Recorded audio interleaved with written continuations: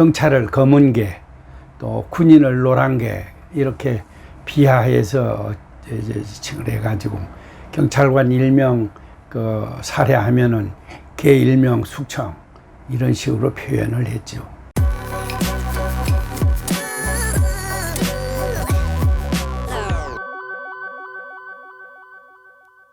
생생현대사 시청자 여러분 안녕하십니까. 생생현대사의 4.3 관련 증언을 해주고 계신 전 제주경찰서장 김영중 서장님 모셨습니다. 안녕하십니까. 안녕하십니까.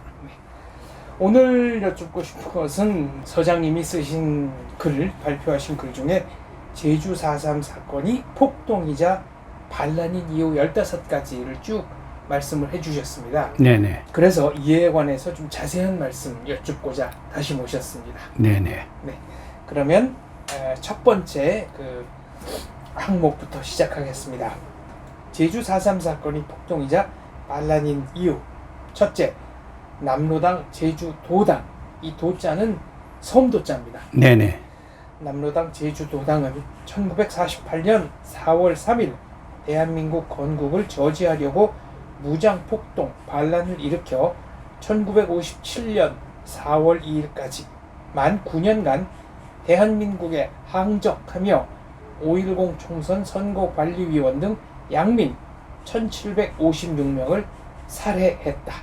이렇게 쓰셨습니다. 네. 제주 4.3 사건 진상조사 보고서를 정부 보고서라고 하는데 거기에는 현재 1756명보다 좀 더 많은 숫자가 나와 있습니다만은 우선 이 1756명은 4.3 평화재단에서 4.3 바로 알기 소책자에서 밝혀진 건데요. 좌파들이 민중항쟁이다. 이러한 주장을 할 경우에는 이 1756명이 전부 군경이 아니거든요. 건국하기 위해서 헌법을 만들기 위한 50 재헌의원 선거를 반대하고 또 일반 양민들 또 어린애까지 이렇게 많은 숫자를 살해한 것은 민중항쟁이 될 수 없다. 이렇게 보는 겁니다. 인명피해로 봐서 토벌 때보다 현저하게 적은 숫자이긴 하지만 그 사람들이 이렇게 많은 인원을 살해했다는 것은 뭐라고 입이 10개라도 항쟁이라고 할 수 없다. 이제 저는 그렇게 보는 겁니다. 이 양민은 군경과 관계없는 숫자로. 예. 그런데 자기들이 쓴 보고서라고 해야 되나요? 예, 정부 보고서. 자기들이 김달삼이 아마 해주에서 만들었던 제주도 인민들이 투쟁 보고서, 제주도 인민유격 때 투쟁 보고서. 그게 김달삼이가 쓴 겁니다. 그 보고서에 보니까 군경을 개라고 아주 노골적으로 폄하하면서 개를 숙청했다는 사실을 아주 자랑스럽게 적어놨습니다. 그렇습니다. 예, 경찰을 검은 개, 또 군인을 노란 개 이렇게 비하해서 이제 칭을 해가지고 경찰관 일명 살해하면은 개 일명 숙청 이런 식으로 표현을 했죠. 양민 1756명은 어떤 이유로 살해를 한 겁니까? 그러니까 남로당에 동조하지 않는, 그러니까 50 선거에 참여를 하거나 또 선거를 돕기 위해서 선거관리위원을 한다든지 거기에 동조한, 말하자면 남로당 측에서 보면 반동들이었기 때문에 그렇습니다.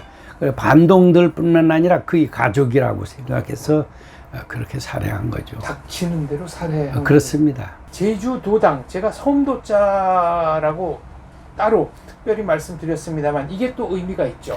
전라남도에 제주도가 속해 있었거든요. 그런데 46년 8월 1일자로 길도자로 승격이 됩니다. 그런데 이 남로당은 이상하게도 그때 당시 도로 승격하는 것도 반대했지만은 전라남도의 지령을 받았습니다. 도로 승격했으면 중앙당이 제주도로 막바로 지령할 수도 있었지만 당시는 전라남도를 경유해서 섬도자 제주도당으로 이제 지시가 내려오고 그랬습니다. 1957년 4월 2일까지 만 9년이라고 하셨는데 시작점 1948년 4월 3일은 이해가 갑니다만 종료 시점을 1957년 4월 2일로 잡으신 이유는 있습니까? 그것은 마지막 공비 오원권이를 체포해가지고 칼빈총 일정과 실탄 14발을 압수해서 명실공히 4.3이 종식되었기 때문에 47년 4월 2일로 저는 보는 것이고요. 그 다음에 이 좌파나 정부 보고서에서는 한라산 개방일이 그 종점이다 이렇게 보는데, 그 한라산 개방일 이후에 토벌 작전을 하면서 경찰관 4명이 전사했거든요. 그 중에서 제일 나중에 된 게 그 오원권이를 체포하기 6개월 전에 두 사람이 경찰관이 전사했습니다. 그러니까 그 한라산 개방 이후에도 4.3은 계속 진행 중이었죠. 그래서 저는 47년 4월 2일 만 9년간 발생했다 이렇게 보는 겁니다. 김달삼 측이 만든 자료에 의하면 시작점을 1948년 3월 1일로 잡고 있습니다. 예, 그것은 지금 좌파에서 그렇게 만들어 놨는데요. 그건 그 숨은 의도를 보면 47년 3월 1일 날 제주 북국민학교라고 하는 거기서 대대적인 시위를 하면서 발포 사건이 있었거든요. 우발적으로.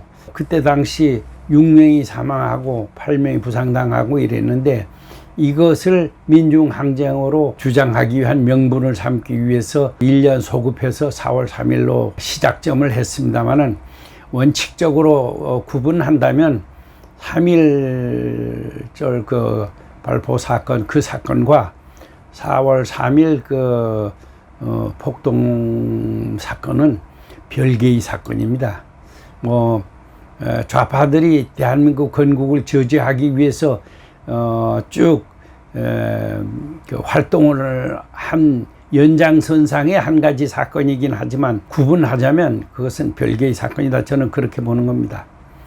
김달삼 측이 만든 자료를 쭉 보니까 48년 4월 3일 이전에도 이미 폭동을 일으킬 준비를 아주 착실하게 하고 있는 게 다 보였습니다. 예, 그 47년 10월쯤 되면은 그 조천 지역에 있던 아지트를 그 선을꽃이라고 하는 밀림지대로 옮겨가지고, 거기에 이제 병원이라고 하지만 그건 뭐 약방 정도고, 또 신문사 하지만 그것도 뭐 아주 간단한 뭐 인쇄 정도나 할 수 있는 그런 것도 다 그쪽으로 옮겨가지고 본격적으로 무장투쟁을 하려고 했고, 거기에서 그 훈련도 했습니다.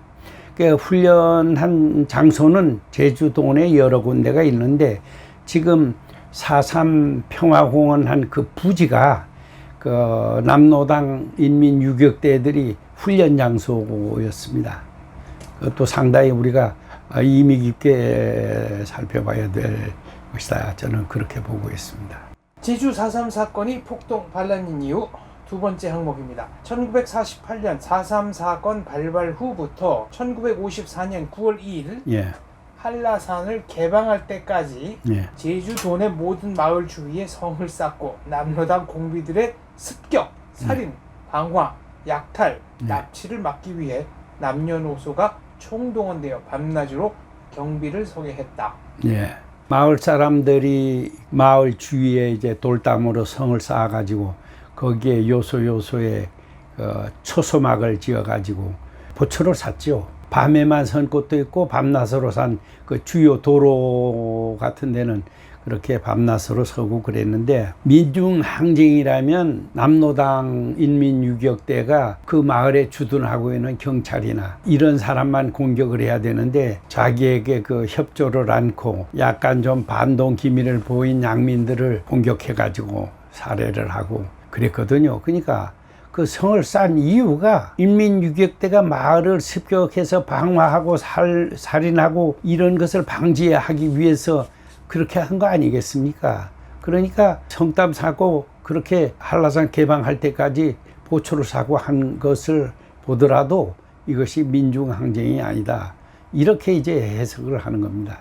축성은 주민들이 스스로 한 겁니까? 예, 그거는 뭐 당국이 그 방침으로 이 성을 쌓아서 공비들하고 일반 주민하고 정보도 차단하고 복음도 차단하고 이러한 것을 하기 위해서 전부 한 것이 성담을 쌓도록 한 것이죠. 그런데 당국이 방침에 따라서 버락 사람들이 총동원돼 가지고 그걸 이제 성담을 아주 높이 쌓고 거기에 또 성담 바깥으로 이 땅을 파가지고 거기에다가 가시나무를 그게 쫙 해가지고 쉽게 글로 들어오지 못하도록 이렇게 했습니다. 일종의 해자를 만든 거군요. 네, 해자는 물인데 물 없는 해자죠. 거기에다가 이제 가시를 많이 이제 해서 침범을 못하도록. 높이는 어느 정도나 될까요? 한 거의 3m 정도 되지 않았나. 꽤 높네요. 예, 한 2m 50은 넘었을 겁니다. 지금도 남아 있는 곳이 있습니까? 일부 남아 있는 곳이 있습니다. 예, 4.3 유적지로 보존도 되고 있는 곳도 있고요. 저희 부락도 저희 마을도 서남 쪽에 일부 그대로 보존이 되고 있는 데가 있습니다. 마을을 둘러싼 성담이 예. 규모가 꽤 상당히 길었죠. 아마 그거 한 바퀴 우리 마을도 돌려면 2시간도 더 걸렸을 겁니다. 돌은 어디서 조달을 한 겁니까? 주로 우리 제주도는 밭담들이 많이 있었습니다. 그래 그거 가져다가 그 부근에 있는 거를 가져다가 이제 다 쌓죠. 평정된 이후에 아마 그 성담들이 전부 그 밭담으로 또 원대복귀하게 돼서 그래서 흔적이 사라지게 된 거죠.